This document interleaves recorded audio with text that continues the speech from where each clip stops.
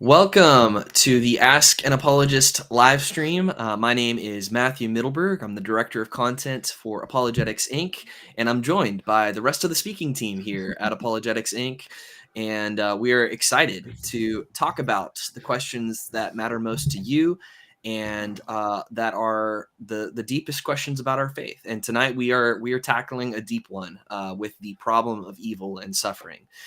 Some have noted that this is potentially the hardest question that we could ask about our faith because, of course, it's a philosophical question, but it's also a question that we experience and that we deal with every day.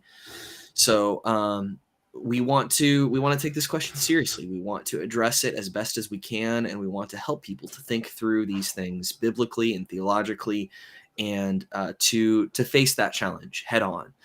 So as we begin tonight's discussion, we'll talk a little bit about these things, but we want you to ask your specific questions when it relates to this topic. So anything to do with the problem of evil and suffering, anything to do with God, anything to do with other religions and how they answer this question, whatever it is, whatever your question is, put it in the chat, put it in the comments, and we will do our best to address those questions for you tonight. So does anybody have anything they would like to just share, preliminary remarks as we kind of dive into this topic, dive into this question about the problem and evil and suffering? First, it's just good to see you. How's everyone doing? Great. Yeah, it's good to be here. I know you, Alycia, Megan, you all have been busy on the road, traveling a lot. Megan, reality, Maven conferences. Maybe even before we get into it, how are y'all doing? Any news to report from the road? Well, I'm home, and praise God for that. We are here in Colorado, and the Summit Ministries, where my husband works, is gearing up for their summer conferences for students. And so our staff actually just arrived yesterday and is starting their training formally in the morning. Great. Yeah. Oh, we can't hear you, Alycia. Sorry, everything is good here. The word from the road is that people still have questions. And there's a lot going on in our culture, and a lot of people are confused, wondering, seeking answers. And so yeah, I think that's the word from the road is that there's a lot going on. It's a really wild world right now. It's good. Well, as we kind of dive into this topic, I want to let's just set the stage a little bit and talk about what is the problem of evil and suffering, because I think there's a lot of confusion around this question of what actually is the problem of pain and suffering, of evil, pain and suffering. It depends on how you word the question, even when it relates to what this question is. So let me just give a couple thoughts, and then you guys can bounce off of that. So what I hear, I've actually been going through at my church, family church in West Palm Beach. We've been going through a series on apologetics. And it's been an awesome series. The pastors have been absolutely killing it every week, talking about different apologetics topics. But it's interesting to hear that the ways that they have been addressing these topics has differed just in this last topic. So all the other ones, objective truth, God's design for the universe, God's design for sexuality, marriage and family, those sorts of things have been basically exactly what I think I would say or what an apologist would say. This last week, though, it was on the problem of evil yesterday.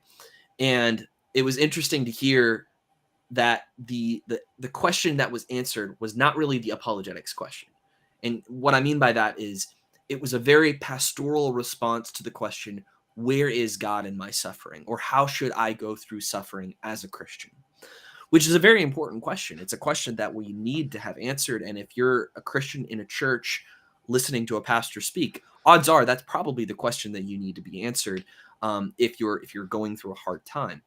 But my worry is that sometimes we treat it in the church like that is the only question, and that is the primary question. And for a lot of people, that's not the question. For a lot of people, what they're asking is, does the existence of evil logically disprove an all-powerful, all-good God? Or they're asking a different question. They're asking, does the abundance of evil, the abundance of suffering, the abundance of pain in the world, how could God allow, why in the world would God even allow that? And does that disprove God? So there's these sort of philosophical apologetics questions that need answers as well. And I don't think the pastor yesterday was discounting that at all. But it's interesting just that, the way that we ask these questions is very different depending on what the question is, and the way that we answer it depends on what is this person really trying to get at. Do you guys agree with that? Disagree? What else do you think on that? Well, I think it's probably multifaceted, right? I agree with you, Matthew, that in the church, that tends to be the response, which makes sense. Pastor is a pastor of the congregation, that's their flock. And so they know the struggles, they know the hard times that a lot of people are walking through, and want to speak directly to that. But it all goes together because we're not just hearts, we're minds too. So I agree that we need to address all sides of it. When Tripp talks about this question, my husband, when he talks about this question with our young adults that we live in close proximity with, he takes what he calls like a head, heart, and hands approach, because their questions are coming from all of those different angles, not just can God exist if there is evil in the world, but also why did this happen? Or why did this happen to me? Or why did this happen to this person I love? But also, what is God doing about it?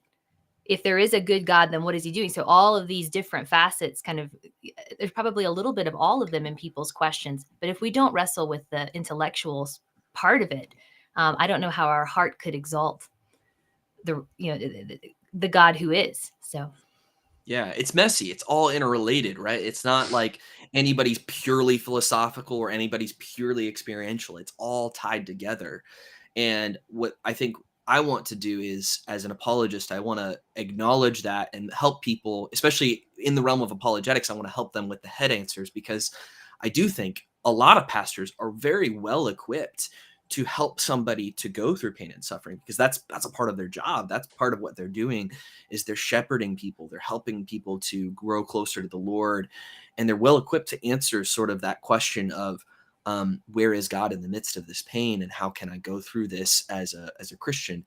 But I also want to make sure that we are addressing that question of where are the philosophical answers, where are the logical answers? Because if somebody, you're right, like if somebody's going through that and they don't have those pieces, or it seems like those pieces aren't present, if somebody's asking the question, how can there be an all-powerful, all-loving God and evil exists, and they get a very pastoral answer, what they might hear is, there's just not a good answer to this question, which is not the case. There actually is really deep, really well thought out answers to this question. Mike, I'm curious, as a pastor, did you experience sort of the interaction of some of those different ideas and different problems? Yeah.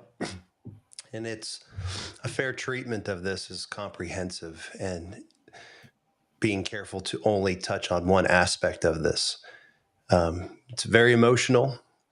There's psychological grief that comes from this. There are honest questions that deserve honest answers.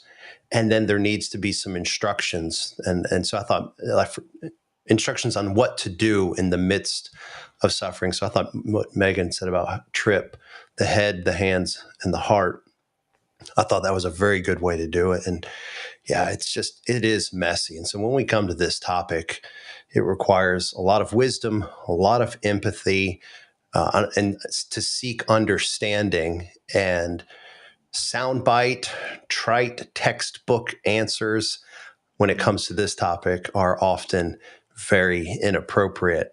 And yeah, it's just messy. I think that's all I have to add to it. Is it's just messy and requires great care when dealing with this topic. But there are good answers to this question, and there's some good support and help, some good biblical guidance, some good practical advice on how to conduct oneself in the midst of suffering.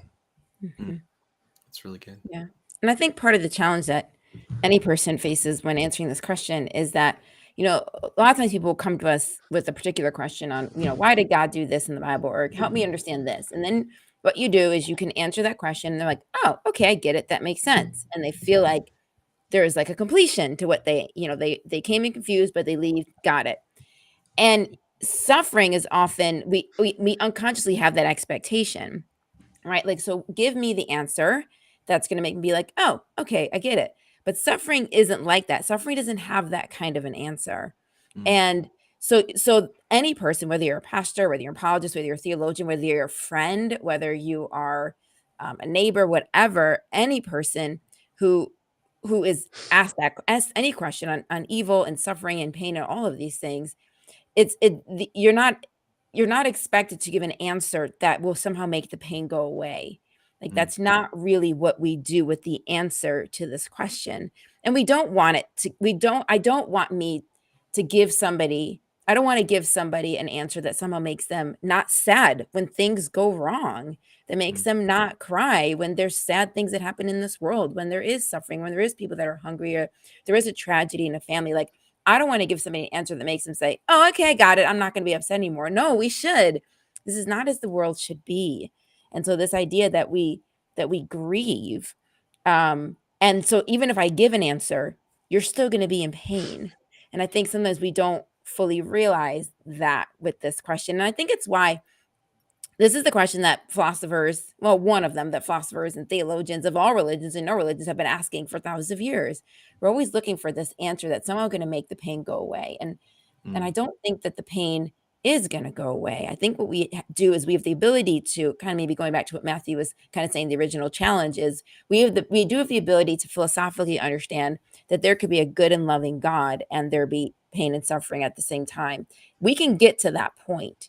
But in terms of how it personally affects our lives, that isn't necessarily something that we can answer quite so neatly or somehow bring some sort of conclusion to. And I think that's part of the tension with this question is I can answer it, but you're still going to hurt. And that is kind of the reality that we live in. And I think that's helpful as a part of the beginning of the conversation and setting the stage, setting expectations appropriately. When it comes to this topic, there's going to be an element of mystery and wonder and something that's just unresolved, a feeling of this isn't settled. And having to live with that is a part of this when it comes to this topic, is living in that unsettledness, if that's the way to put it. I don't know. So again, we have to be careful how we talk about this. We can't oversimplify it. We can't reduce it to T-shirt slogans and then expect people to just move on, go on with their day. And interesting, in the Bible, I mean, I love how the Bible is honest, and it's honest about pain and suffering. Jesus acknowledges you will have suffering. He does not promise to eliminate suffering. He promises to empower us to overcome and endure the suffering. And if you read in the Old Testament, some of these longer accounts, like the book of Job or one of the minor prophets, Habakkuk, I never say that right. These two books... Okay, great. These two books wrestle profoundly with this problem. Why, God, did you let this happen? And in both of those books, there's not an explicit answer to why this happened. I mean, and, so there is a little bit of, there's going to be a bit of wonder to this, and we're not going to get some answers that we want, very specific. Why me? Why this? Why my son? Why my daughter? Those are the kinds of answers that we often don't get. The Bible doesn't give those answers. And man, if you go read. If you're dealing with, if you're in the midst of suffering and a bunch of whys, it's helpful to read books like Habakkuk and Job. And for a couple of reasons. One, you see raw honesty.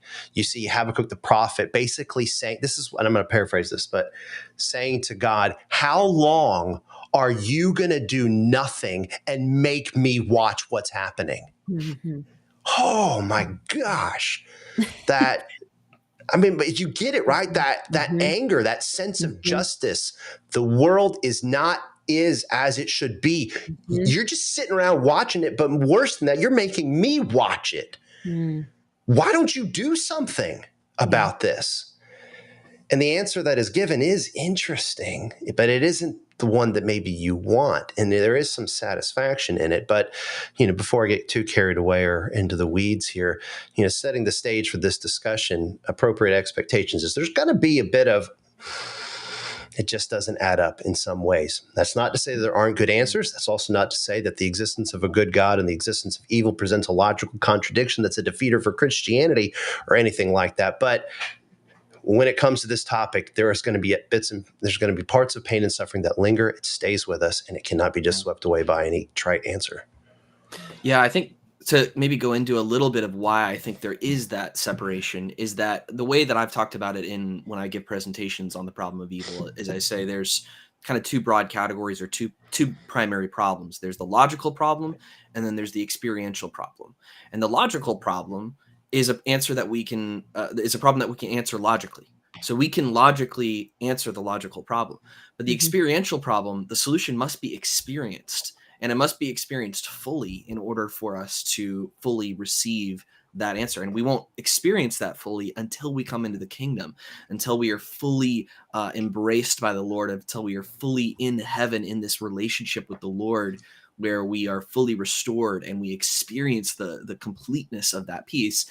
And so that I think that maybe makes a little bit of sense why there's this mystery and a little bit of unanswered question, is that we're in this kind of now but not yet kind of period of creation where we get to experience the foretaste of salvation, the foretaste of God's kingdom. We get to experience the peace that comes into our hearts and in our lives through the Holy Spirit inside of us.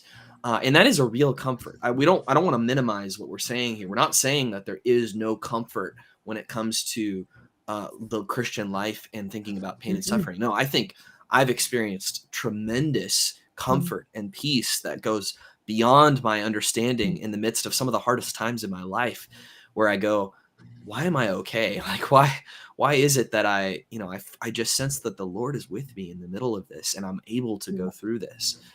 And yet there's more to come. For me, one of the most comforting verses in the Bible is Romans 8:18. A lot of people go to 8:28, but I go to 8:18, which is, for what we experience now cannot be compared to the glory that is to be revealed to us. Right. That is, our pain right now is categorically insignificant compared to the joy that we will someday experience with God in his kingdom. So maybe that makes a little bit of sense of why there's this kind of incompleteness to the answer. Yeah, I can add to another level of that even. I don't think we live in a culture that knows how to lament well, like Habakkuk and like really a huge portion of the Psalms are Psalms of lament. I can't remember the number off the top of my head. I used to know it, but it's a surprisingly large number of the Psalms are dedicated to this art of lamenting, the brokenness, the pain, the I'm suffering right now. I'm in the midst of it. So we find good friends in the Bible and in the honesty that's there. And Mike, you used the word expectations. And I think that that's a key word, not even just setting expectations for this discussion, but in general, our expectations of what to expect in the reality we're in. Now, I'm sure we'll get into the philosophical problem of evil, the logical problem, Matthew. We definitely need to cover that. But assuming that Christianity is real, as I do, for good reasons, I think it was a Tim Keller sermon where I heard about this the first time, this adjustment of expectations that we take for granted, or that we don't do when we go about our everyday lives. We live as though we're invincible because we live in this 21st century, like better healthcare than we've ever had, hospitals on every corner, like 911 is like that right here at us. And Keller said, he made this comparison about car accidents. He said, it's one thing if you're driving through like rural Illinois and somebody rear ends you. Like, what do? Well, you get out of the car, you exchange information, you call the police, like see if you need to file an accident report. Alycia, this is like close to home for you right now because I know you were in an accident recently. It's super scary. And he said, but somebody rear ends you, that's what you do in rural Illinois. Well, if somebody rear ends you in New York City, what do? Nothing. keep going. And you're like, oh, that's only the second time today. It's a good day so far. Like that's so expectations given where you're living with something like that are a big deal. So he takes that comparison. He's like, for Christians who think that we can go about our day because we are Christians and never run into this promise of suffering that Jesus gave, as Mike pointed out, that's a mistake. Keller said, before you became a Christian, you had one enemy, and that was God. But once you become a Christian, you have enemies on all sides. You have, I think he said, the flesh, the devil, and the world are all out against you in some respect, right? Because you're living for a kingdom that's already here and yet coming. And so the adjustment of expectations in all of this is vital, I think, to even just here and now, our current culture, the mental health conversations that are happening, we want it all to be perfectly safe and okay. And I don't know that we're promised that. In fact, I know that we're not. But expectations, let's adjust them. That's really, really wise, Megan. Did you have something to add, Mike? Tim Keller was really wise. Yeah, he was. Yeah. So what do we want to do? We want to tackle the logical problem of evil first and then get into some more of this discussion. Yeah, I think that's wise. I think that's a good order for things. Let's go in logical priority here. So let's go with the existential threat first of, does evil disprove God's existence? And it's interesting because, I still see well-known, prominent atheists tweet the logical trilemma, and they say it as though it disproves Christianity. And this is a claim that David Hume made back in the day, and J.L. Mackie, an atheist philosopher, said that Christianity, it's not that Christianity can be shown to be irrational, but that it's not that it lacks rational support, but that it's positively irrational. And this is Mackie what thought he hit a home run with the way he put it together. He thought that he'd demonstrated a logical contradiction that if he was right about it, that Christianity is unraveled. Exactly. So let me pose the trilemma, and then one of you guys can try to answer it. So the trilemma essentially says this: that there are three incompatible things. That God is all powerful, that God is all good, and that evil exists. So either God is not all powerful, because we know that evil exists, right? So evil exists. So either God is not all powerful, or God is not all good, or he just doesn't exist. And this is sort of the argument, because if he's all powerful, he would be able to get rid of suffering and evil. And if he's all good, he would want to get rid of all evil and suffering. And so therefore, God can't exist. The Christian God can't exist. So how would you guys tackle that problem? Well, Plantinga did it. Plantinga. How do you say that? I never get his name right. Plantinga. Yeah. You're having a crisis over names. It's okay. Say it with authority. just say it with my southern accent and do it real fast, and no one will know what I say anyways. Mike's always insecure about his pronunciation. I don't know what it is. We'll have a therapy session afterwards. Yeah. Well, I feel like I'm disrespecting people when I get their name wrong. You know what it is? Let's have the therapy session right now. Yeah. My entire life, I've been called Shepherd. My whole life, or Sherrard. Going back to 10 years old, Little League All-Stars. Big time stage for me now. State championship. There's an announcer. It's on local television. Up to bat, number 24, Mike Sherrard. Oh, no. I'm on Fox News a handful of years ago, Fox and Fred's. Oh, we're real grateful to have Pastor Mike Sherrard. Oh, my gosh. Now I've passed it on to my kids, though. My son, Aaron, who has special needs, is playing in his Challenger League. He gets up to bat, number 7, Aaron Sherrard. All my 4 kids sitting there in unison without rehearsing it. They all just do this. They just go, Conrad's playing All-Stars right now. He gets called out. Conrad Shepard. My whole life I've been called Shepard, so I think maybe that's what this is here. I don't want to disrespect other people by getting their names. Yeah. That's right. I mean, I will say that's a great stage name for a pastor. I mean, you got to admit. Well, maybe Yeah, That's true. That is Probably should have so just changed true. it. Yeah. funniest. Well, Mike, I fully understand the people mispronouncing your name. That's the story of my life as well. I get so. the misspelling of the name. That's what I get That's true. sensitive about, I because get that. sometimes I can't spell my own name right, so it's hard. Well, I'm sure that this 4 minutes just enriched everybody's life who's Yes. watching it. So It's a you're real welcome. problem of evil And before you answer, Mike, let me just reiterate, guys. We want to be answering your questions. So in the comments, in the chat, please put your questions if you have something that you want to ask specifically. Otherwise, we're going to go on and on about pronunciation and the logical problem and whatever it is. But yeah, we would love to address your questions. So Yeah. feel free to put Mike, those in you chat. were talking about planting. See, here we all go. We don't know. So most serious scholars and philosophers would say that he put up the definitive defense of this back in the late 70s in The Nature of Necessity. And he simply offered a defense, not an argument for why does God allow evil. That is what you would call a theodicy, when you start to provide reasons for why God would do it this way. Plantinga, I mean, he gave maybe a little of that, but really what he did was just all he has to do is poke one hole in Mackey's argument. And he'll go back to Megan. That's fine.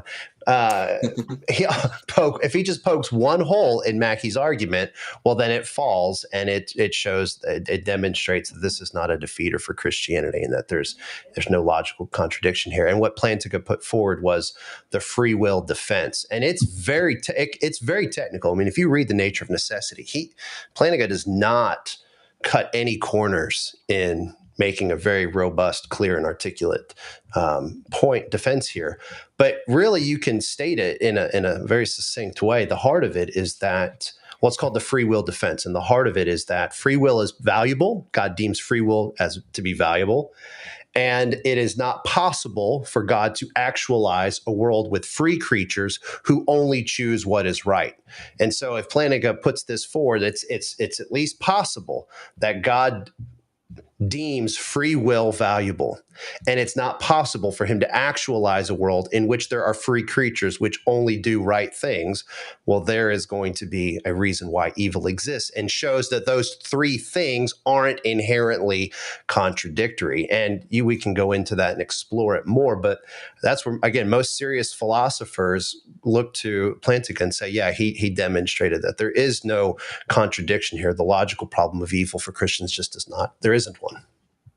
Yeah, that's really good. I'll just add too, I think what that is attacking is there's a hidden premise in the argument, which says that God can create any kind of world that he wants to, with no logical limits of any kind. Oh, there you go, thumbs up.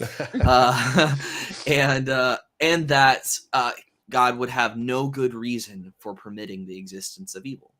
And those are the two hidden premises in there. And what you just articulated is a great reason to reject this idea that God would have no good reason for permitting the existence of evil. The idea that he wants to create free creatures who can freely choose to have relationship with him is a possible reason that God might create the world for. Other people have also suggested the ideas that there might be certain goods in this world that cannot be achieved without the existence of evil, such as bravery or overcoming of evil, or moral improvement, or things like that can't be achieved without the existence of evil. I think free will is maybe the strongest reason, but there are a number of possible reasons why God might allow the existence of evil. And then the second idea of just that God can create any kind of world he wants. Well, we believe that our God is rational, that he's logical, that he is not irrational, that he's not just doing things that make no sense. That actually because he is rational, he can't just create a logical contradiction, such as a world of free creatures that also do the right thing all the time. And so because he is rational in himself, he is limited by that, which is a good limit, because an irrational being is that's not a strength, that's a weakness. And so because of that, he is going to act in rational ways. So for all of those reasons, J.L. Mackie actually came around and eventually admitted and said, hey, I actually think, hey, this isn't actually a defeater of Christianity anymore.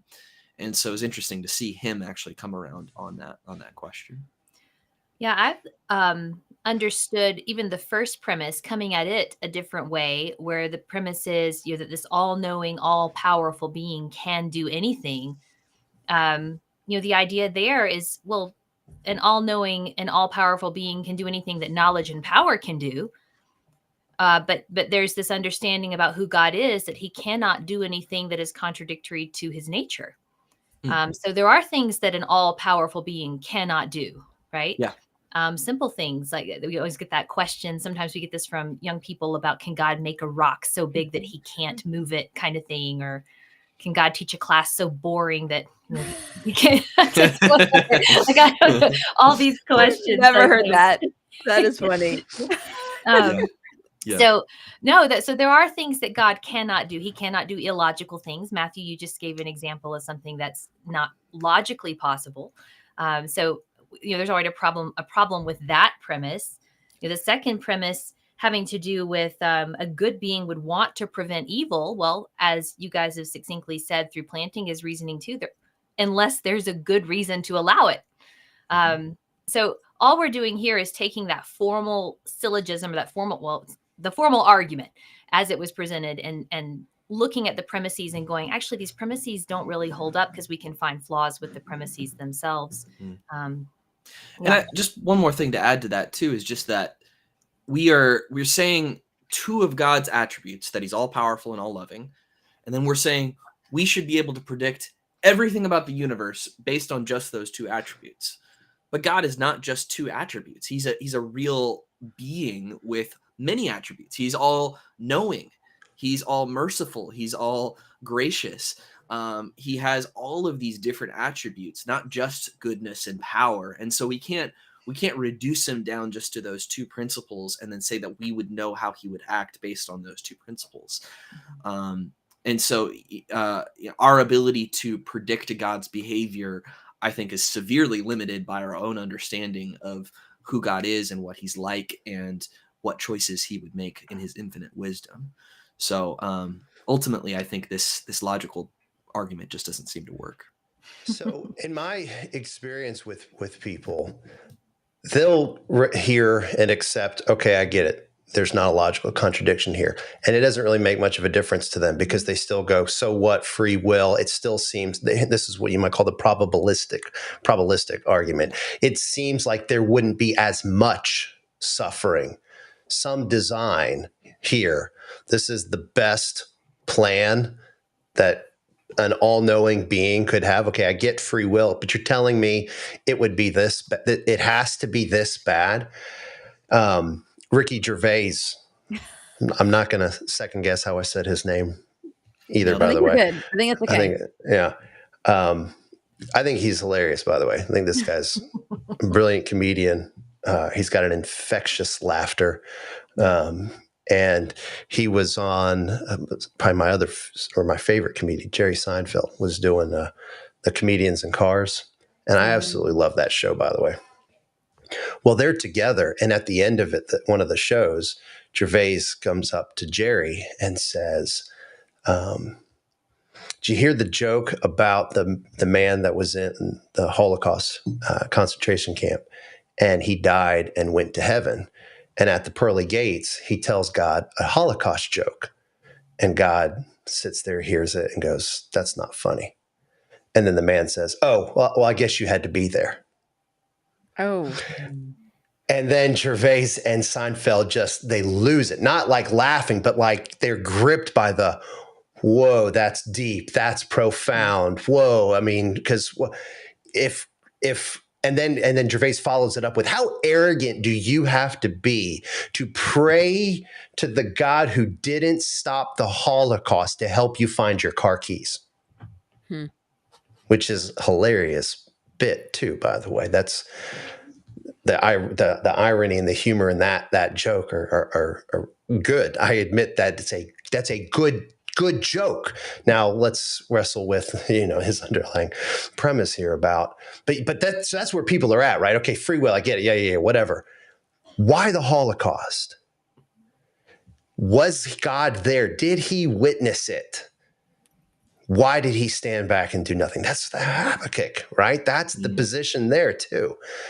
Why did you do nothing there? You're telling me that how does free will just give us satisfaction and get God off the hook for something like the Holocaust? How do y'all respond to Gervais there about the arrogance of praying to the God who watched the Holocaust to help you find your car keys, and this whole notion of, oh, I guess you had to be there to God to get the joke?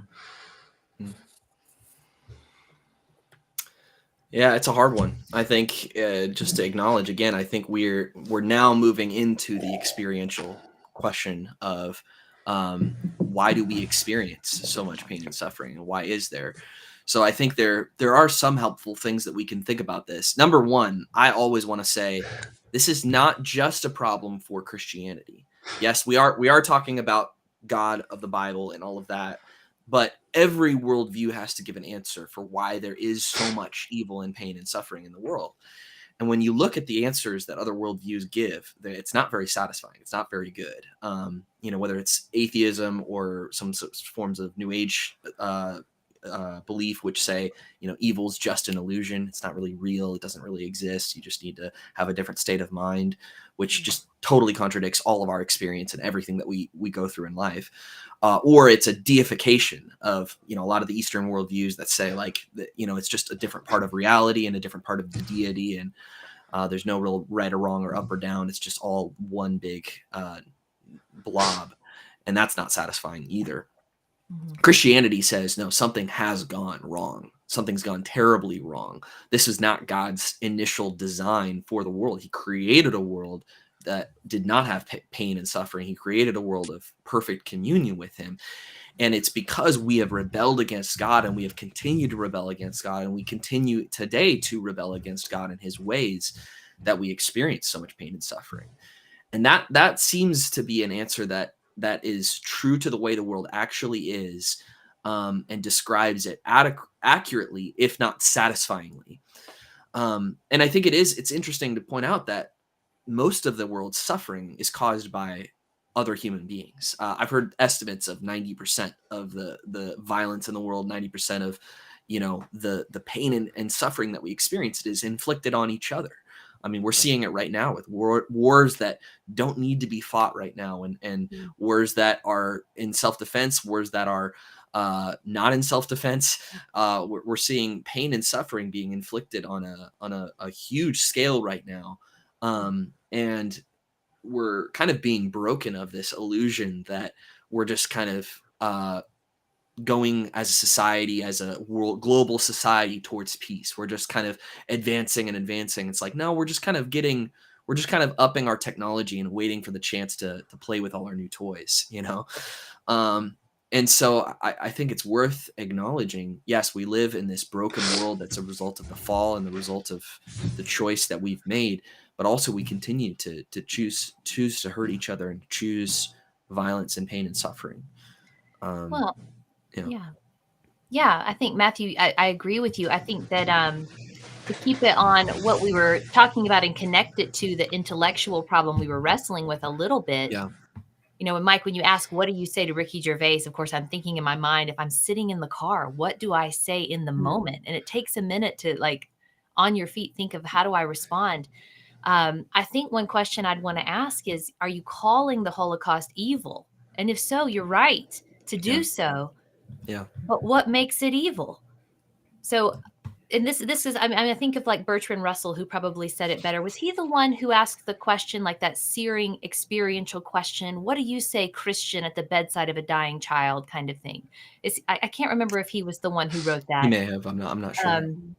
But I think that we can turn the question around and ask, well, what do you say?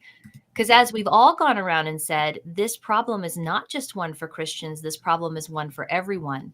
And the only way for Ricky Gervais to be able to call the Holocaust evil and call it what it really is if evil really exists. And to keep this going further with that, let's keep reasoning. The only way for evil to really exist is if there is a standard by which we can call something evil. There has to be that true standard of good for evil to be real. So even intellectually or logically, we can still lean into that and say, Ricky, I agree with you that it's evil, but how do you call it that? Evil compared to what? If there's no true standard of good, this God who you've just mocked, being that standard, then by what standard do you call it evil? There's no ground to stand on. Now, I don't know Ricky Gervais's worldview, so there might be a conversation to be had there with him, but I think Matthew got it right. Christianity at least explains it. For evil to exist, there has to be a transcendent, real source of good that we can measure it by. And it has to, that's exactly what that evil is a departure from that standard. So I think, as I'm listening to just, different responses and just thinking about how people look at this question, I think part of our challenge is we have the expectation that if we were God, we would act differently. Right. So the idea is that if I was God, I would stop all the suffering because I'd be powerful enough to do it and I'd be good enough to do that. But that is an assumption that you're making. It's like I hear people say, like, sometimes if somebody loses a spouse, right? Some people just kind of isolate themselves. Other people need to just be with other people around them and cry with them and mourn them. And in other words, in the same situation, different people respond differently. And I remember somebody saying to me, I haven't been in that situation, so there's no way I'm going to criticize how somebody should and shouldn't do it because I've never been in that actual position.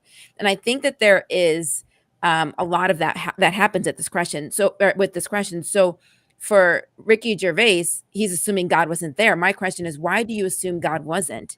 The Christian God always talks about a God who is always involved in, he is present in the activities of this world. Christianity doesn't teach a deistic God that just sits back and lets the chaos happen. It's a God who's actually involved and grieves and doesn't like what's going on. It talks about how, God hates when we do this certain things or these kind of things anger him, right? He sees it, he doesn't like it, he expresses that he doesn't like it.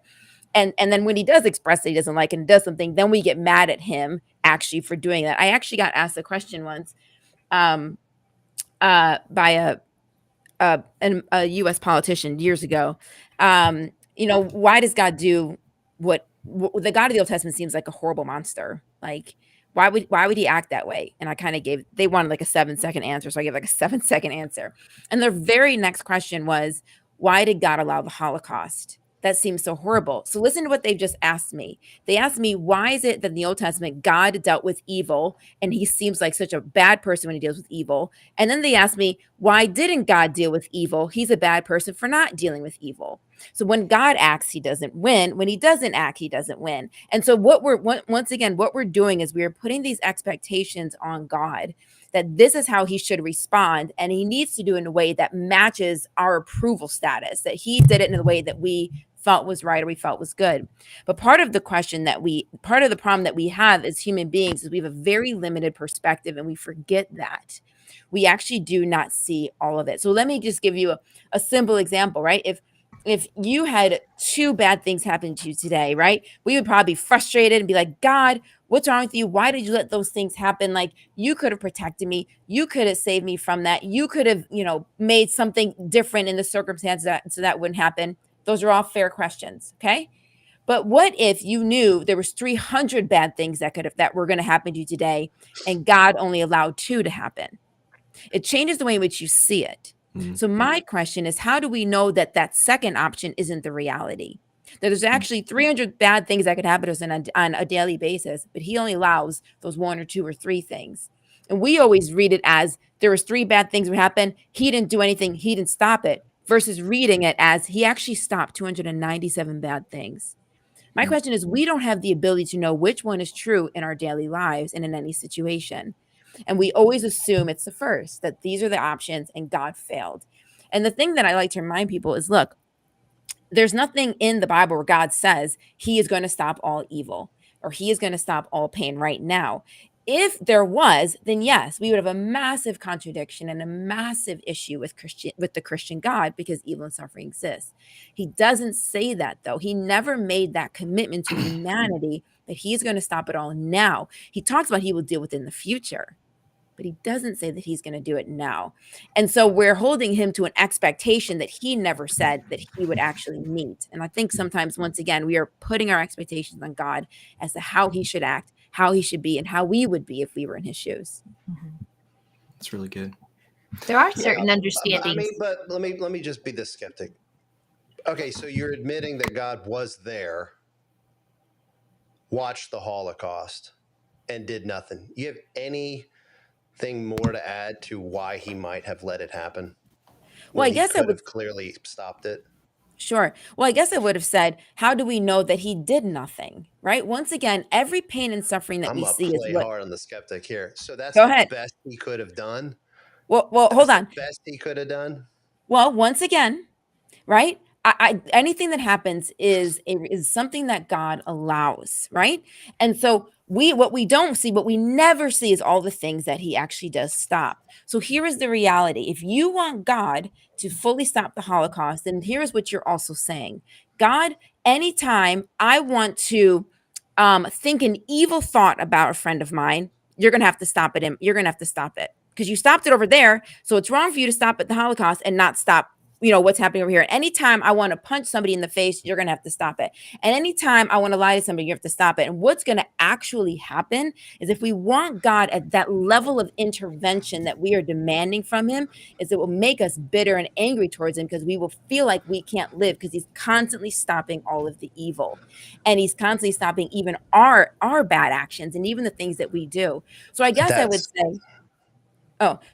say, I think God, I think that there are things that God has definitely stopped, things that God has definitely done when it comes to evil, including even the Holocaust, right? Because the question is, it could have lasted 10 years, right? So maybe what he does, he said, enough of it, and I'm only going to let it go this way. We got 400 years of slavery in the Old Testament. We got 300 years of slavery in the U.S. and in other places in the world. We have horrific evils happening all the time that God does allow, and that he does do things in. So I think, once again, I would challenge the assumption that he didn't do anything, but he does allow evil. And if we want him to stop the Holocaust, and be prepared, he's going to start forcing you to stop sleeping with the person that you're not married to stop smoking the thing that you shouldn't do. He's going to force you to change your language. He's going to force you to change your thought. Because then we're going to say, well, God, why did you stop Hitler in the Holocaust, but you didn't stop this person from doing these things, right? It's just going to keep going.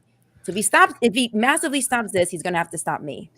Yeah, I'm taking off my skeptic hat here. So I think that's the response to Gervais or this line of questioning. It's, have we really considered the kind of intervention that would be needed to stop all evil, or even extreme evil?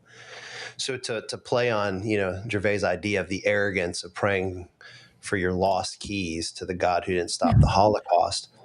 Well, what would be the arrogance of acting like human beings can live however they want, and God exclude all extreme outcomes? Meaning, let humans do whatever you want, behave however you want, develop any kind of ideology that you want, live out that ideology any way that you want, up until a point, and then God just eliminates the consequences of that. Mm-hmm. I think that's extreme arrogance. I mean, you think of all of the ideas that led to the Holocaust. Some of those ideas, by the way, had their origin in the United States. The eugenics movement was alive and well in the U.S. before it blossomed, if you will, in Germany. And then eugenics turned into a dirty word. But so you think of the level of thought control that God would have to employ to eliminate all evil. You really just fall right back into, God could not have he should have just created robots at that point then. Because in a free world, God ought to let us experience fully what that freedom is. Another way to put this would be something like, I think Here's how I want to say this. The kind of intervention that would be required by God would cause God to do something evil in and of itself, and that God would have to deceive mankind into believing that they are something that they are not, because he would never let us experience our creaturely finitude. So he would make us as such free beings that never experience, free beings that are finite and not free. Are we asking God to create a world where we never experience that creaturely finitude? That would be some kind of great deception that would lead mankind into believing that they are something that they are not. And I think that would be an evil act. And so I think that this goes back to God surely could have done something different here.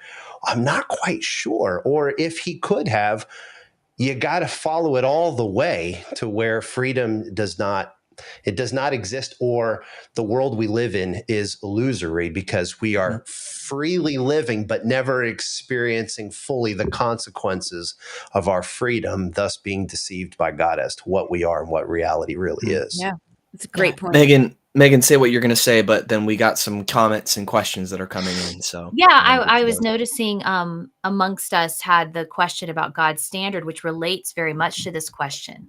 Where to stop? Why doesn't God stop evil? That question that's a great question, and I think that Mike and Alycia have both addressed it. I'll just say I don't know.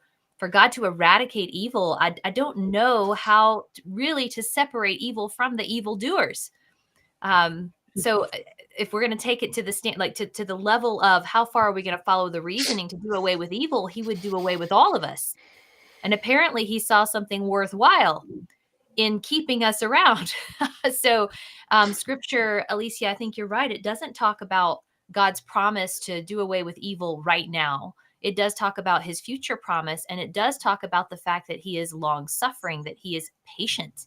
And thank God, literally, that he was patient with me and patient with the four of us, patient with those that we know who are part of the body of Christ. And you think through all of these, there's so many places to go here in this discussion with that, even with the experiential side of it, that Christ would come, that Christ would suffer. Alvin Plantinga talked about that too. So when we talk about how does God feel about the Holocaust, what does he think about the Holocaust? I'm not going to begin to try and guess in my human finitude, but Plantinga argued that, and I hope I don't botch this too much, but if I paraphrase, that God's emotional responses would have to be to the capacity of God himself. So God's grief over the Holocaust is infinitely greater than our own, or for those who suffered through it. And so another assumption there is that he wasn't there, that Ricky Gervais was making. Who says he wasn't there? But all these pieces have to be factored in. Mike, you said it best a minute ago with let's follow the reasoning all the way. Like keep going with it, because if we're going to allow this, then we run into a problem with the other thing. And the kind of deception that you were talking about that God would have to do takes us back to the argument that God cannot do that which is outside of his nature. So it's not possible for him to have made wholly free beings who are not free. That contradiction is not possible for God. It's not in his ability.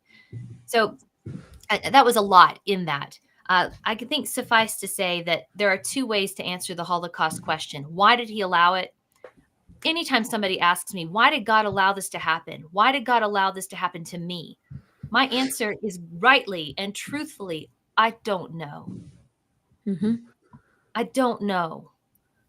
And on the flip side of that, the answer, the logical, the intellectual side of what we're talking about is where I lean hard into going, but I understand there must be reasons he has to allow things that I cannot see and do not know right now. And if he were to do away with all evil, he would have done away with me. It's really good. That's a And great point. I think just to acknowledge too that God will someday do away with all evil. It's not that we're saying, God will just kind of perpetuate this state of, being patient with us. He will be patient with us, but eventually there will be a time when justice will be done. And God will not let the evildoer escape, and he will bring us into a new state of being, a new kingdom, a new heavens and a new earth, where God does away with all evil. He stops all evil, and as Revelation says, he'll wipe every tear from our eyes, which is just, that's such a beautiful picture. And when I hear those words, my heart resonates with that. It just longs for that kind of redemption and restoration of all things. And it's true to the way that I think the world ought to be. And that's the way that God will bring reality into existence. He'll bring that new reality into existence. So we do believe as Christians that God will eventually stop all evil. But as Megan said, he is patient with us, not wishing that any should perish, as the scriptures say. Can I add one thing onto this question here? Amongst us, I like your name there, amongst us. One thing I would say is I don't think we are directed to necessarily stop evil, maybe in a direct sense. I think that there is a sense where we are as followers of Jesus, we are to align our lives to look like him. So we are to, as followers of him, to not be doing evil things. But I don't think that there's an obligation that God puts on us that we are to stop all the evil in the world, because we do not actually have the power to do that. Just one point of clarification. And just one other thought, as we're talking about this, the only reason, like we're saying, why didn't God stop the Holocaust? Why didn't God stop the Holocaust? Right? If he had, right, we wouldn't have that question, right? We would then be saying, okay, well, why didn't God stop U.S. slavery? Why didn't he stop the U.S. slave trade? And if he had stopped that, okay, then our question would have been, why did God allow World War I? Like, in other words, once again, there could be a lot of other Holocausts that he did stop. So just to kind of keep that in mind, like when God stops something, we don't know that he stopped it. And we always need to be aware, because we never experience it. We never see it. So also keep that in mind, that we only see the things that make it through. Yeah, and I'm sure we're going to go here. I hope that we spend a good deal of time on this, but what is God doing about evil? Because Alycia is like, I agree with you. And at the same time, I think that there are institutions he put into place to mitigate evil because it exists in the world, because we live in a fallen world, and a top three: family, church, right? And the government. So there are these things that we are involved in, to where we're trying to lessen the impact of the fall in as much as possible as Christians. And so part of God's kingdom, what does it look like? Well, a place where we're collectively trying to lessen the impact of the fall in as much as possible to help people flourish, given the tools we have. That's back to the Genesis mandates, that we are to rule and we are to subdue the earth. I think we're still to be about doing some of those things. So, but God has done something about evil and is doing something about evil. So it's that already not yet also that is the gospel. That's the heart of Christianity. Hey, Alycia, can I ask you to clarify, when you say that you don't think God has commanded us to stop evil, do you mean that you do not think it's what's the way to say this? That Christians are to work under the assumption that we can root out and conquer all evil, or that Christians are not obligated in any sense to stop evil? Can you clarify, or did my question make sense? Yeah, sure. And I think maybe Megan was clarifying it as well. I think when I read that, it says we are to stop evil. So to me, that sounds like evil as a whole. And that's where I was like, I don't think we can do that as a whole. I was a criminal justice major, right? So I'm like, I think we stop it on minor levels where we, people do certain crimes, and we put people in prison, and we've got all these rules and regulations and these kind of things. Yes, we are always working. But I think, to deal with moral wrongs and these kind of things. But I think there's also an intensity behind the word evil versus moral wrongs that maybe is a bit stronger than doing some kind of moral wrong. I think there is some kind of spiritual dimension as well to evil. And so I think that there's only so much that we as humans are going to be able to do. I think we do what we can, but recognizing that we're not going to be able to defeat evil altogether. That is something that God has to do with. That's good. I'm going to pull up a question from a little bit earlier. Josh asked this: is it wrong as a Christian to be mad or upset with God when you go through pain or suffering? Yeah, I'll be quick on this one. Yeah, no, It is not Right. wrong to be mad or upset.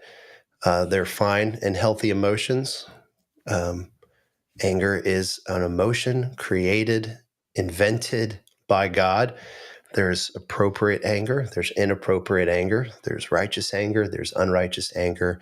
So there are right and wrong ways to process anger and to live in the midst of anger, but it is not wrong to be mad and upset, even directing that towards God.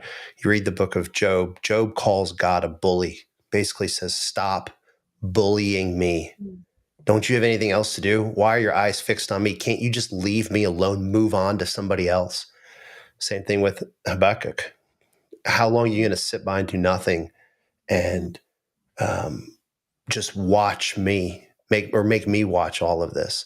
So it's one of the things that I love and I appreciate about the Bible is its honesty, its rawness. It gives us the permission to do that and to grieve like that, to be angry like that. The book of Psalms is the same way. So the Bible gives us an expectation that we can be honest with God in a way that our church members typically don't. There's often the pressure in the church to just sing a little bit louder, pray a little bit harder, and to just skip along. Right.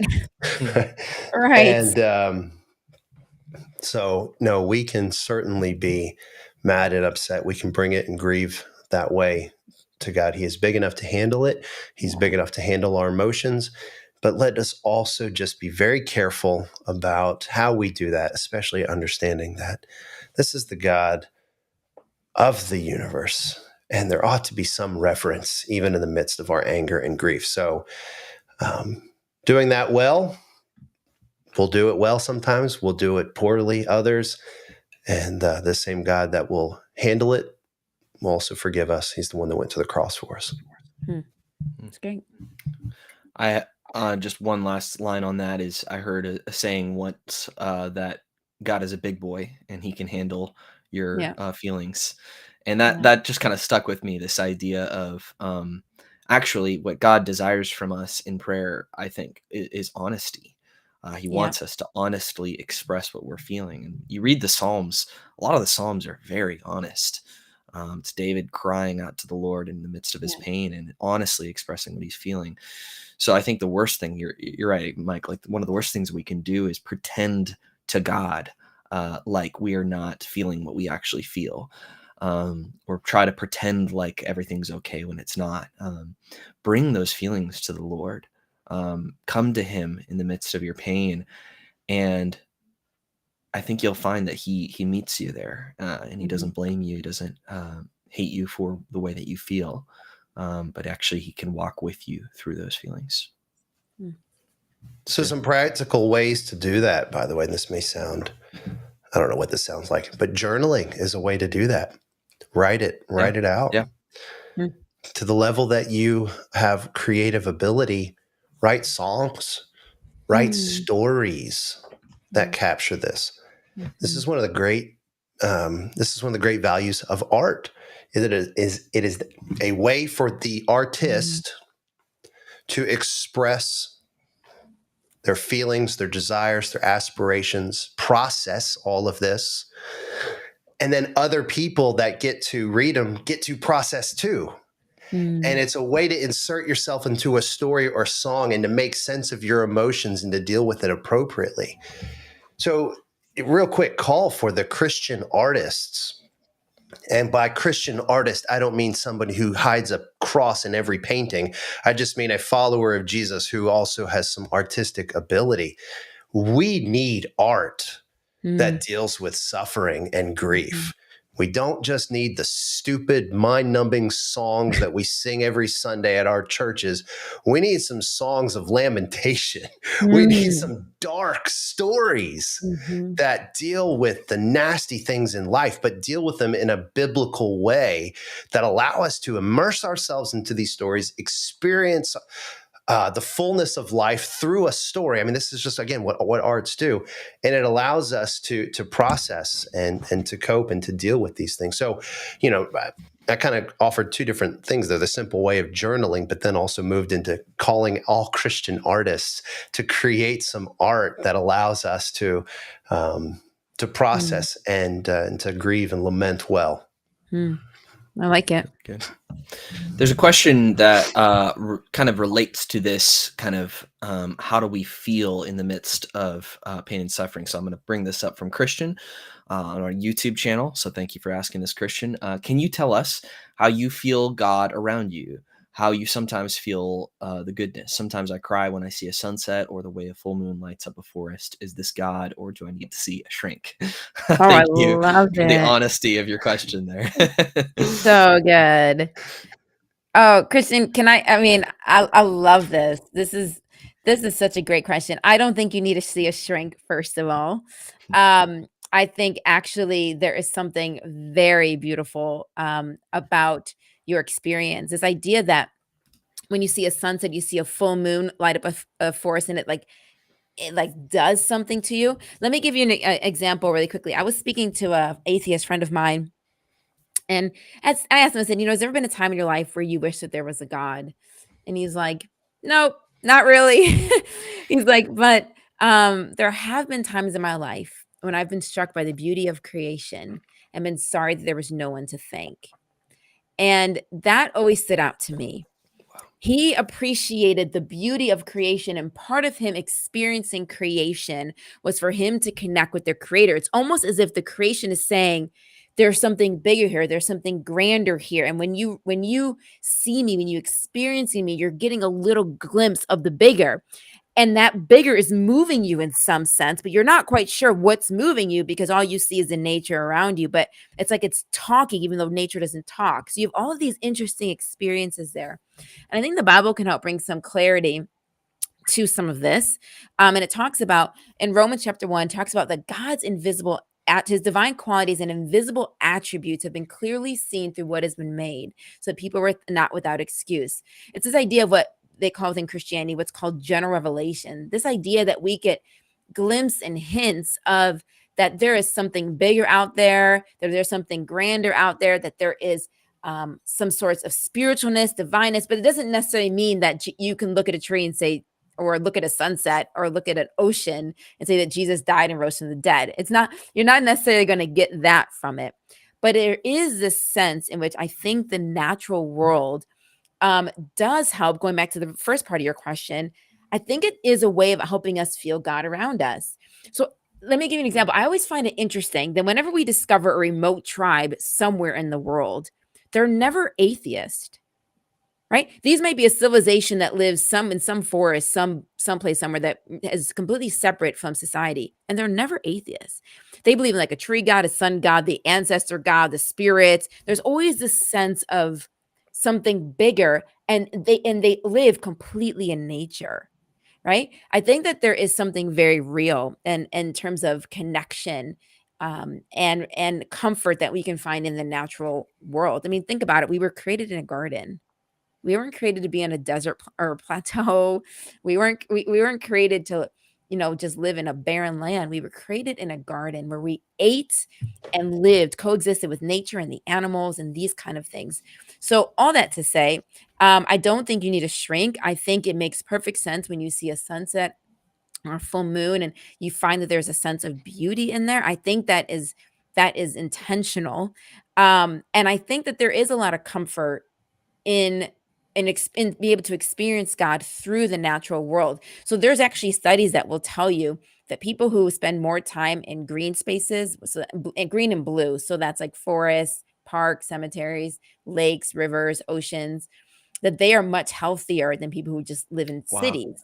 So people who spend a couple days a week out in those kind of environments actually have, whatever it is, reduced blood pressure or anxiety, whatever the things are, compared to people who don't go into those environments several times a week. Right. And I'm not saying that everybody, I shouldn't say people who live in that. The study says that people who go 3 or 4 times a week or so into these kind of environments have those kind of enhanced living or better health. So I think that there's something to your question, Christian. I think this is something that we sometimes have lost within maybe many parts of Western Christianity is our connection with the natural world. And I'm not saying that God is in the trees. I'm not trying to teach any pantheistic type thing. I'm just simply saying that I do think that your sense of like, man, I want to cry. I want to respond to this natural world in some way. I think that does line up with the biblical idea of God generally revealing his existence to the things that have been made.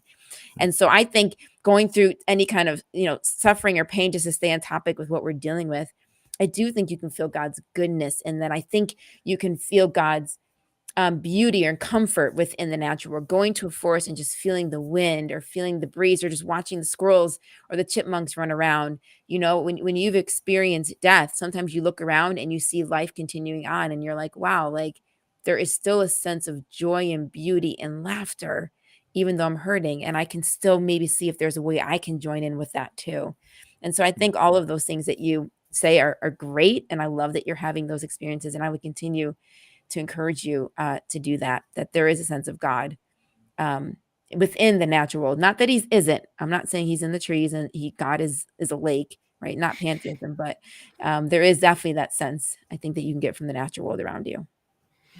I was Yeah, yeah. Let me just add on to that, just that, this is similar. It's sort of a response to the problem of evil in that there's also a problem of good, which is, why is there so much good? Why is there so much beauty, a superabundance of beauty in the world?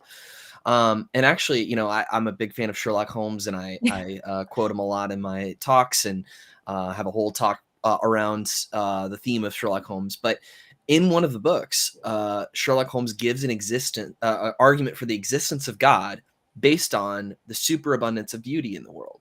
Mm-hmm. And he says, if you want to know whether there's a God, look at the lilies of the field, because there's no reason that they need to exist. There's no reason that the flowers need to exist. There's so much beauty, and it points to an intentional designer who appreciates beauty and appreciates good. And Alycia, I think you're so right when you say that so many of us are disconnected from that.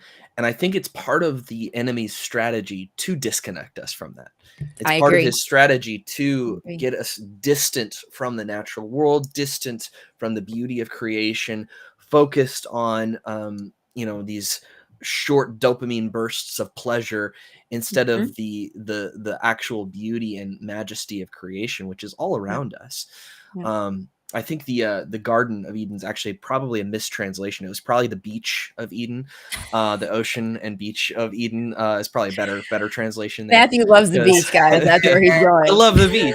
And when I'm at the ocean and I look out at the ocean, I'm just like, look at the beauty of this creation. I just can't. I can look as far as my eyes can see, and I can't see the end of the ocean. And sometimes I focus my eyes on the waves, and I see it's not just one wave that's coming up on the shore. There's trillions of waves that are crashing into each other on the surface of the ocean. And so as we think about this problem of evil, we also need to wrestle with, why is there so much beauty? Why is there so much good in the world? And when it comes to beauty, we're not simply talking about aesthetics. Yeah. Like, I like the way that looks. That's beauty is something deeper than that, more profound than that, and transcends. It goes beyond even aesthetics. Like when you describe music as that's a beautiful piece of music, you actually don't even simply mean I like the way that sounds. When we have this emotion that wells up within us, and we're inclined to call something beautiful, there's this wonder, there's this awe, there's this sense of numinous within us. And it points us past the thing that we're beholding, because what we are captivated by is a sense of perfection. And we go, this is pointing to some source of perfection. Like when everything comes together and it's beautiful, it's like this, it's perfection, right? It's things coming together in a perfect way. When the lead singer of the band Live, that 90s band, or I guess that's when they were their biggest, Ed Kowalczyk, who was an atheist, and then it was beholding his newborn daughter that he says, he writes about it in a song, this answered the question for me whether there's a God or not. When I looked at my daughter, I perceived. He's this sense of perfection. Okay, well, what's the source of perfection? When you think of like the transcendentals, truth, goodness, and beauty. When we live in a world where we're experiencing these three things, it gives us a sense that there's a source behind this truth. There's a source behind the goodness and the morality here. And then there's a source behind this beauty.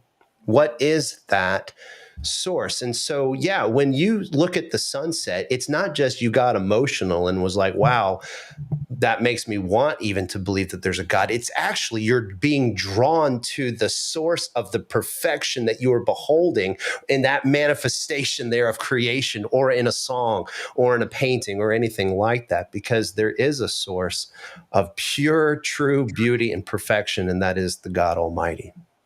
Yeah. And the reason, Christian, that you cried when you experienced that is, Mike pointed out things that beauty wells up within us. One of those things, at least here and now, is pain and longing. If we're truly honest, when we encounter something beautiful, it often hurts. So tears are a natural response. But the reason it did that is because the beauty is a real and objective part of what you were seeing that pointed you beyond. The beauty of the sunset or of the moon on the trees in the forest made you feel small in the moment. Lewis argues that in The Abolition of Man. It's worth taking a look at. The beauty was a real aspect of those things, and that beauty was pointing you to its transcendent source. So, yeah.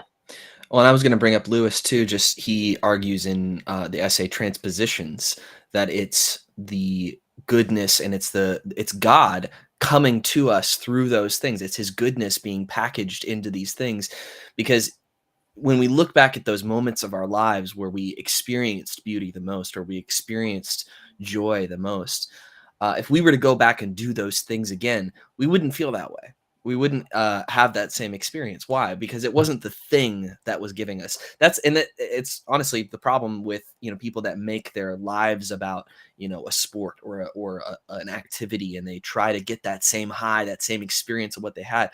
Well, what they had was not the thing itself. It was the joy coming through that. It was the goodness of God coming through that. And that's what we experience in those moments, is a translation or transposition of God's goodness. And so, I think we've probably covered this subject enough. But one final follow up on this was Christian said, my grandmother told me it was the Holy Spirit reminding our souls to allow comfort. Did she need a shrink? No, do you guys have anything to say on that? I can say beauty is often, if you look throughout history, it is a deeply healing thing. And so, sure, I think that's a way to say it. I think your grandmother put it rather succinctly there. The Holy Spirit are reminding us to make room for comfort, because in this world we have a posture that has to make room for brokenness. So. All right, so we've got a couple questions here. Let me just quickly say thank you, Brandon, for your comment. Thank you, Elizabeth, for your question. It's probably a little bit too off topic for us to cover tonight, but maybe another night. Hermano, let's cover your first question here. And I know you emailed this in to us as well. And it's kind of a chunky question here, so we're going to do our best to tackle it a little bit here for you. You said, do you believe God has already disallowed all evil in Christ, the Lamb slain from the foundation of the world, and that Satan's kingdom runs today entirely on the fumes of the church's corporate neglect in endorsing and enforcing the victory of the cross? How shall we escape if we neglect such a great salvation? Does anybody want to tackle that, or I can say something to start us off? If I understand disallowed evil, I think the way I take it is that we shouldn't experience evil insofar as the church is doing its job. Like, if the church is doing its job, living as it should, evil should not be something that we experience. I don't think that's what the Bible teaches. I don't think that's the expectations that Jesus set for his followers. And I don't think Jesus gave any clear instructions that would lead us to believe otherwise. He gave many instructions to his followers, basically telling them to take heart, stand strong. You're going to experience suffering, but do not be afraid. I've overcome the world. He tells them, when you're on trial, don't worry about what to say, because I'm going to give you words to say. So he's acknowledging the ongoing reality of evil in this world, the degree to which his followers would experience it, but also promising them that he would not leave them alone. But it's not the same thing as to saying that he would prevent them from experiencing it at all. So I don't think that, I think that's what the Bible teaches, that evil will endure. We will experience its consequences. And the degree to which we encounter the suffering in this world that comes from evil, we can be of good courage and stand strong, knowing the Lord is with us and we can trust him with the outcomes, whatever they may be. Mm-hmm. That's really good. Thanks, Mike. Amongst Us has a follow-up question here on the free will argument and its relation to natural disasters and disease. And he gives a very interesting kind of caveat here of those things have been around since the beginning of time, even before humans existed. So what do we do with this idea that there was a pre-fall or pre-humanity type of disease and disasters and things like that? Yeah, I've got some thoughts, but I've been running my mouth here a good bit. So if anybody wants to jump in, just cut me off. And you didn't, I gave you enough pause. I could pause enough for you to do that. That's a really good question. It's insightful. Thank you for asking it.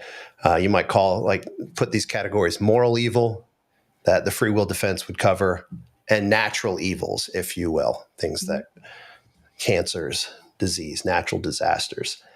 And I'm curious to explore that in a pre-fallen state.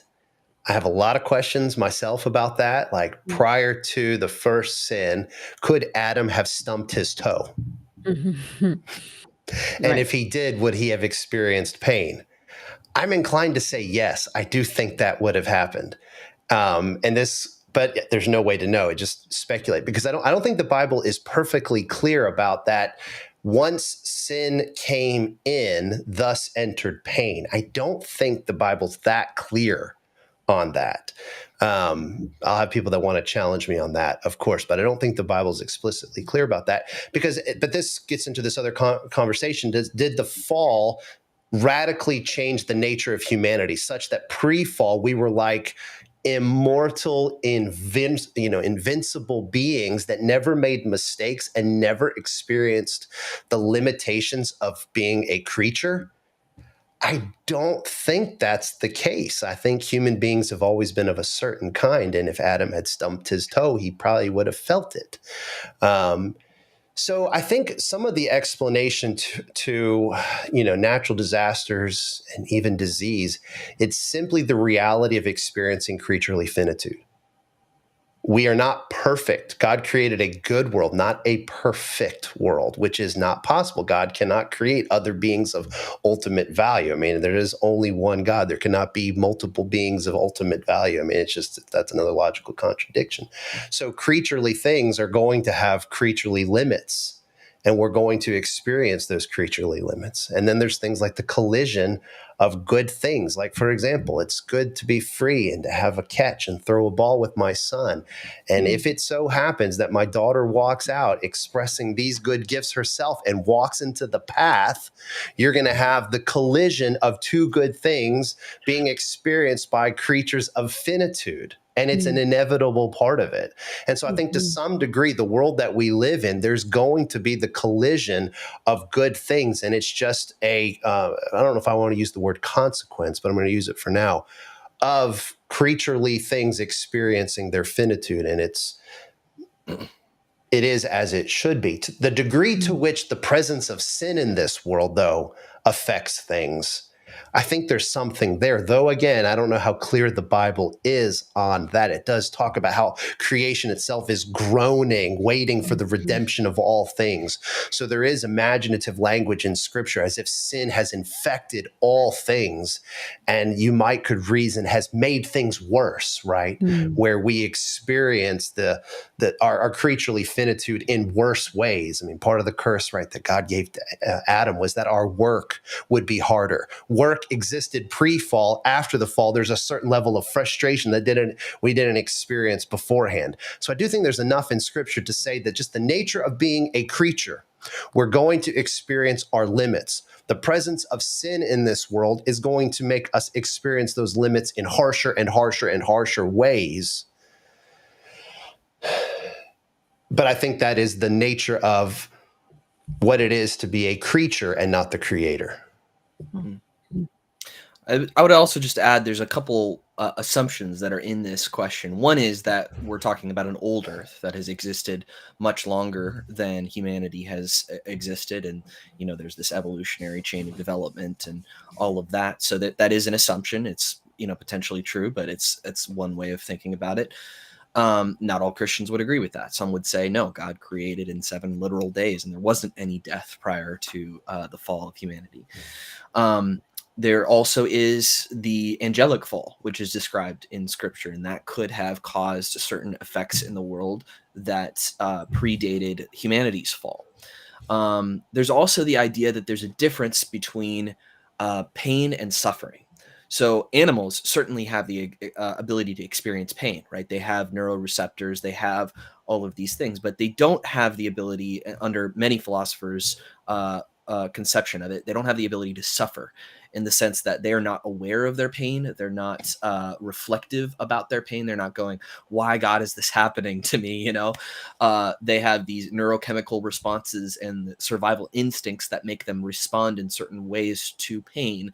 But it's a very different thing to the human's response to suffering, which is this deep response to what is happening to us. So, some philosophers would say, hey, look, the chain of life of dying and being born is there's nothing actually evil in that. There's nothing that needs to be fixed in that. In fact, some would say that that'll go on into eternity.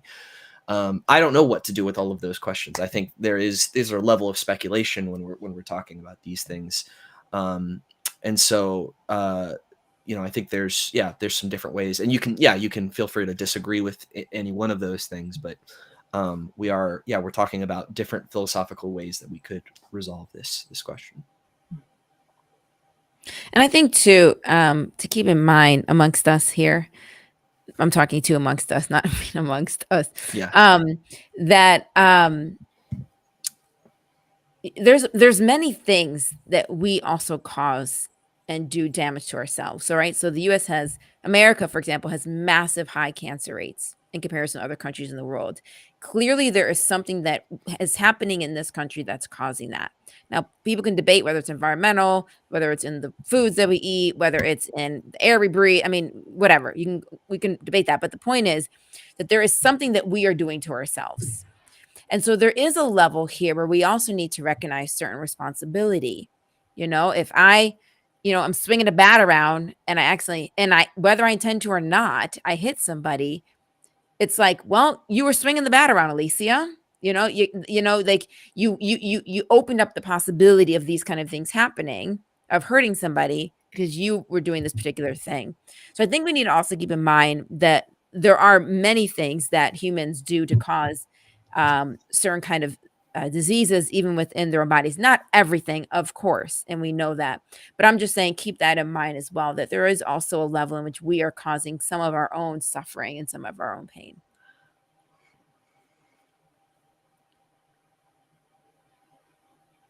Oh, Matthew, we can't hear you. Turn your sound on. Yeah, my bad. I see here that you're disagreeing about the suffering and pain distinction, and that's perfectly fine. Like you can disagree with that. I think there's an argument to be made there about the self-reflective nature of suffering. There's a question there about the animal's ability to perceive that. But that's, again, I'm saying this is a question of how do we resolve this. If you're curious about this particular topic, there's a great book that came out, I believe it was this year or last year, called Broken Planet by Sharon Dirks. That is all about if there's a God, why are there natural disasters and diseases? And she goes into this specific problem in great depth and resolve. there's also, I've read in certain books on philosophy of religion, some philosophers will say that, God can make it up to those animals with an eternity of bliss in heaven from then on out, and their suffering is so tiny in comparison to the joy that they receive in heaven. There's possible ways of talking about this. So yeah, let's maybe move on from this question for now, unless anybody else had anything to add on that. But I think it's an interesting discussion. I'm curious how, is suffering defined by extreme pain? Does the word suffering necessarily entail a psychological component? And then when it comes to animals, there's going to be animals that maybe have more or less of that kind of awareness, to where I might be open to some arguments that some animals, if you want to include grief in the psychological component, that there might be some animals that experience something equivalent to suffering, probably not on the scale that humans would experience suffering, just because of the difference of our psychological capabilities. Peter Singer, for everything I disagree with him on, did some interesting work regarding animal rights that I think he makes some arguments that are worth entertaining. One of the questions he puts is, how would he have put it? I'll just put it more simply. Is it right that animals should suffer simply so that humans can eat beef as cheap as possible and whenever you want? That's a good question. It's worth engaging. And so, amongst us to what, I don't know exactly where that question is coming from, but it's a legitimate question worthy of a good back and forth. And thanks for asking it. And it's worth saying that the suffering pain distinction does not mean that we can just treat animals however we want, or that we ought to, disregard their pain. No, actually, as Christians, we have a real responsibility to take care of creation and to nurture creation, as God has given us this mandate to do so. So we have a moral duty under Christianity, which we don't have under atheism. There's no reason for us not to do whatever we want, because there's no right and wrong. Erica has this question here. And we'll do maybe this question and then maybe one more. I see you had one more question amongst us, and then we'll probably wrap it up for the night. Depending on the translation, Matthew 6:13 of the Lord's Prayer says, "Deliver us from evil," or "Deliver us from the evil one." Do these differing translations influence our understanding or interpretation of the evil referenced in this verse? Mike, you're the pastor, so you've got to answer this one first. Go. I don't. My answer was, I don't think so. But let me pull it up first and read it. So as you're pulling it up, I'll read you that section. So it could be "Deliver us from evil, from the evil one," or "Deliver us from evil, for yours is the kingdom and the power and the glory forever. Amen." So it adds that other section on as well. Yeah, NIV says evil one, ESV says evil, HCSB says evil one, just for reference. Well, and so I don't think it makes a difference. I think the concept is the same. And it's interesting because the Bible uses a lot of imaginative language to describe things, and sin is one of them. It talks about sin as if it is kind of a living thing. Early on, the reference to Abel, that sin is crouching at your door and its desire is for you, but you must overcome it. So the Bible talks about sin as it's this thing that's after you, wants to consume you, take you captive, and become your master. And so in this Lord's Prayer, kind of being a guide for the followers of Jesus to pray, a template, if you will, not a literal thing you must read, that a part of our prayer is to plead with the Lord to deliver us from the power that is in this world, the presence of sin and darkness that seeks to enslave us, to break us free from our true enemy, the greatest captor, which was not Rome in the first century, it was sin. And it'd be one thing to be a political slave, slave. It's much worse to be a spiritual slave to sin. And so the plea here in the prayer is for the Lord to deliver us from that kingdom and bring us into his. And so I don't think the difference between evil one or evil really changes the main idea, which is, Lord, deliver us from that which seeks to enslave us. Sin needs not be our master. Let us be bound to you, the Father and the creator of all good things. Yeah. I think it goes with the line before it too in the Lord's Prayer, which is lead us not into temptation, that negation. So here it's like, if you put those together, I think they do go together. Lead us not into temptation, but deliver us from evil. It is lead us in the direction that is towards you and away from that which is away from you. So I agree. That's good. One more question here for the night, and then we'll do a couple concluding remarks and recommendations. And amongst us says this, and you also referenced Zoroastrianism earlier. I think a form of Gnosticism answers the problem of evil. God is both good and evil. He's like yin and yang, always battling between himself. He is and he isn't, and everything is just a story. And I want to just start on this one, and if you guys want to chime in as well.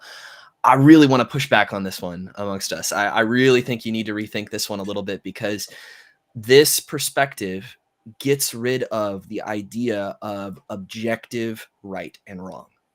What it says is good and evil, right and wrong, bad and good. These are just different elements of God's character, different elements of all reality, and there's nothing truly evil about evil.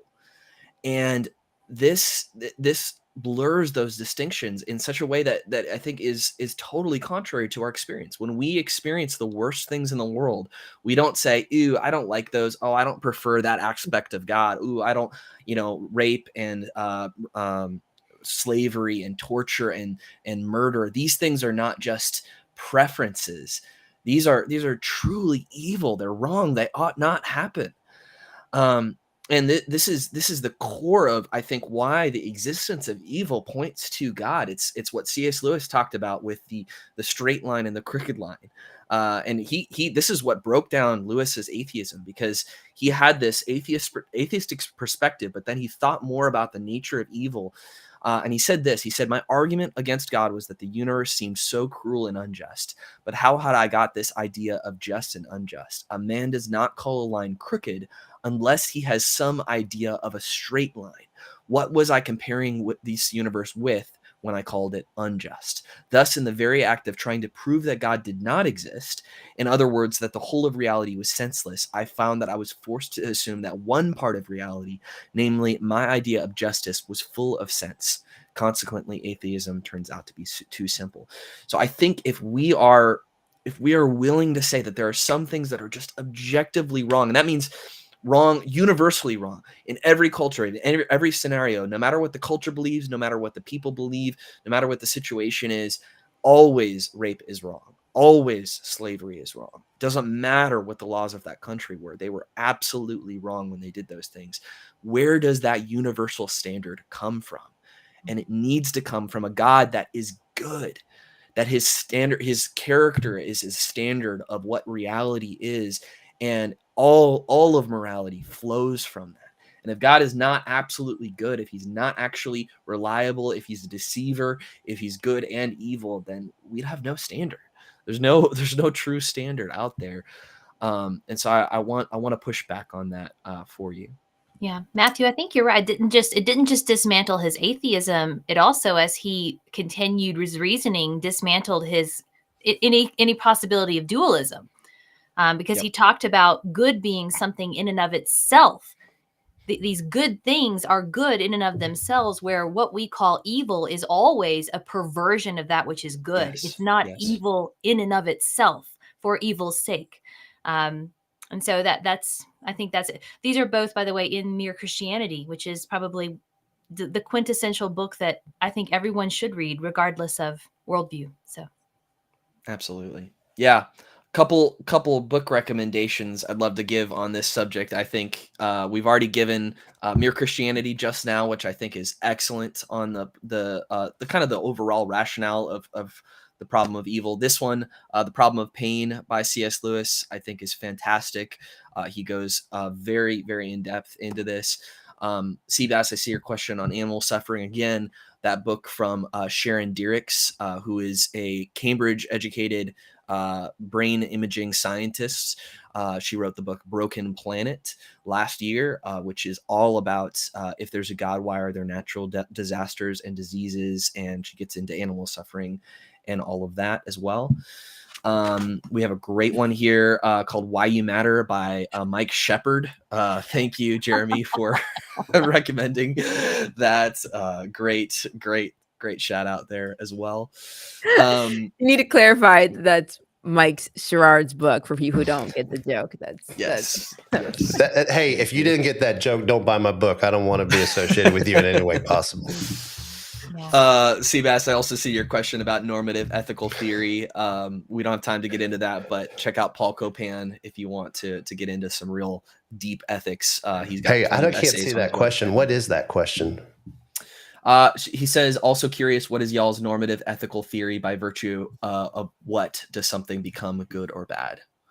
We could answer that if you want to. Well, no, I mean, if we got to go. But that is kind of the heart of the question. And that's the question that we need to be having in the world today. We're throwing around the word good, but what makes something good is the question of our time. We live post-Enlightenment, which was the rejection of telos.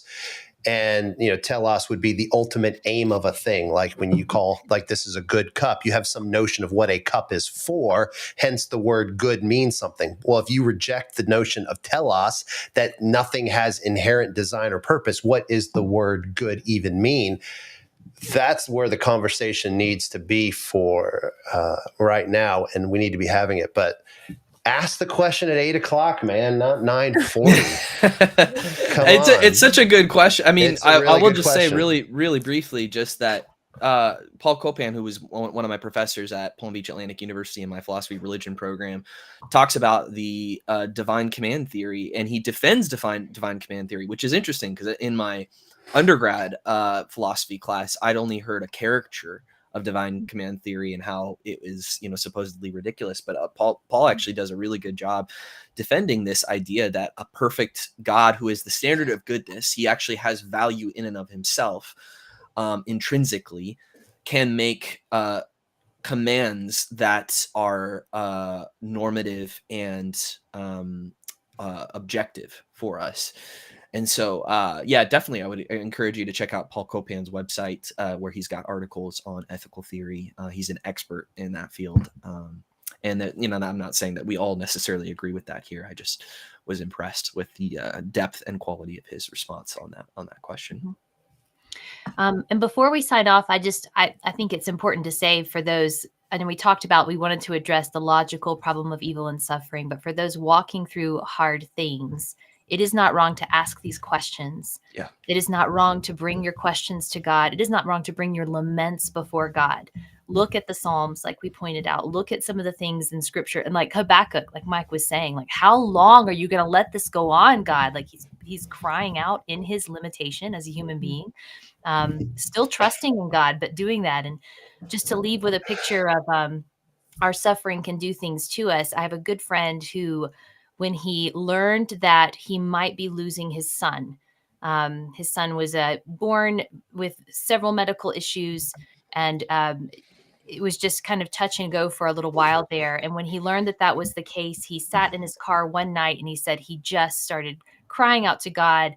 And it was as if he was beating God's chest. And in that moment, it was, you can turn away from God and you can reject him, or you can turn to him and ask why.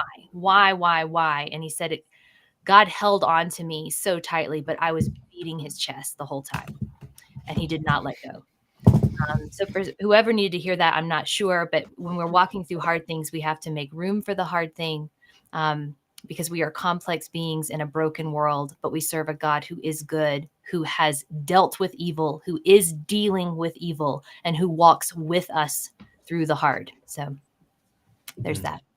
And along those lines, a really good book, I think, in my opinion, the best book on suffering is actually Philip Yancey's Disappointment with God.